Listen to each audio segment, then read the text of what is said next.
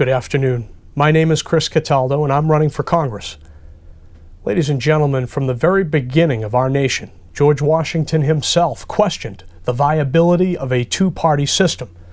We have seen throughout the course of history incredible developments, but also incredible atrocities.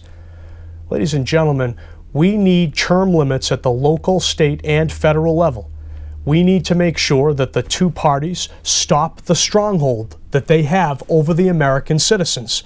We need to make sure that these parties are not just loyal to themselves and their special interests, but that the people of this nation are being represented properly.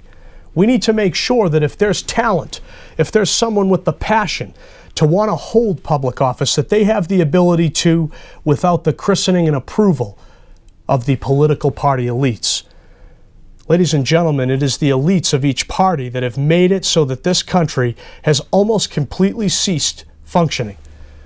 Ladies and gentlemen, when political theater threatens our credit rating as a nation and to keep the lights on in our federal agencies, we need to address the situation. Send me to Congress. Without the backing, without the entanglement of any political party, I will, unbound by any political ball and chain, make sure that I unite both sides of the aisle. I want to find a way, and I will find a way, to make sure that we are all reminded as citizens of this nation that we represent the people and not the party. We all have two arms and two legs. We all eat and we all sleep.